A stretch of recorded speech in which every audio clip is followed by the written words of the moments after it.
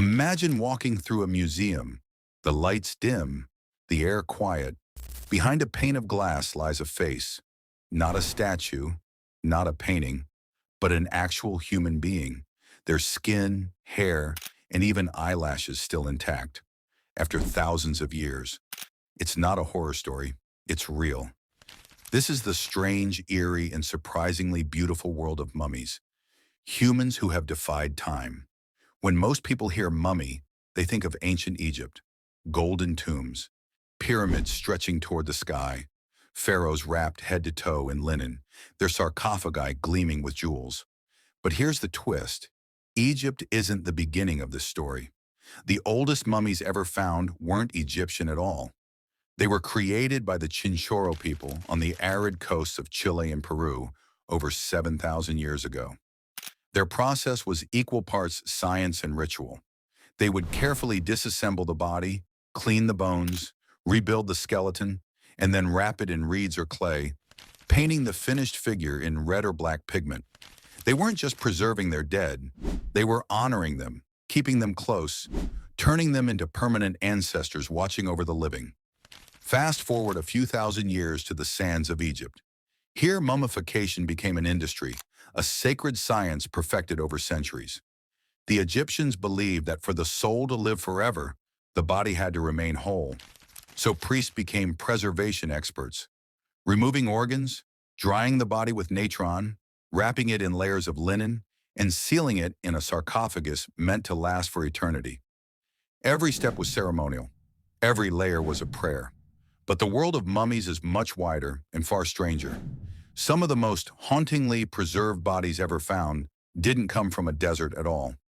They came from the swamps of northern Europe. Known as bog bodies, they lay hidden in cold, oxygen-free peat bogs for thousands of years.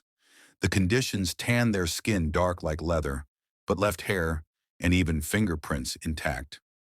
Take the Talland man, discovered in Denmark. His face is so peaceful that he looks like he's just asleep.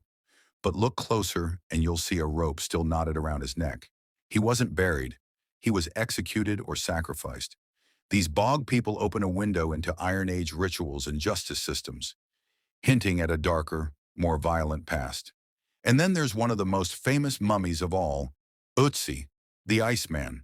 Found high in the Alps in 1991, frozen solid for over 5,000 years, Ötzi's discovery was a revelation. His clothes, tools, even the contents of his stomach were still there. Scientists pieced together his final hours like detectives. He had eaten a last meal of bread and dried meat, gotten into a fight, been shot with an arrow, and fled into the mountains where he eventually died. In a way, Ötzi's body became his autobiography, written not on paper, but in flesh, blood, and ice.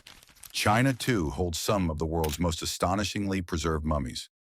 The Lady of Dai, or Xinjue, is over 2 millennia old, yet her skin remains soft, her hair shiny, her body so intact that scientists could perform an autopsy as if she had died yesterday.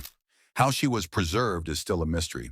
Some believe she was submerged in an unknown liquid, perhaps a mixture of herbs and chemicals lost to history, and mummies aren't just relics of distant times.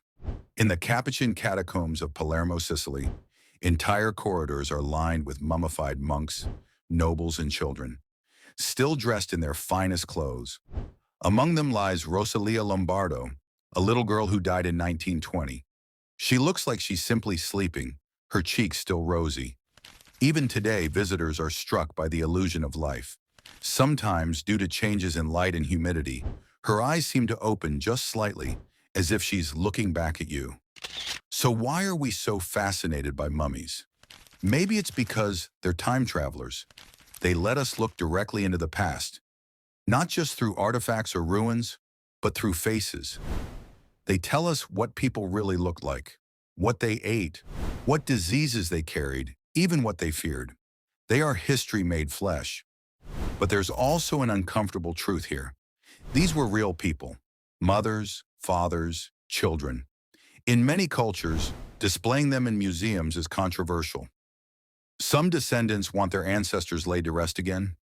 Scientists argue that we can learn so much from them about our evolution, our health, and our shared story as a species. It's a debate with no easy answer.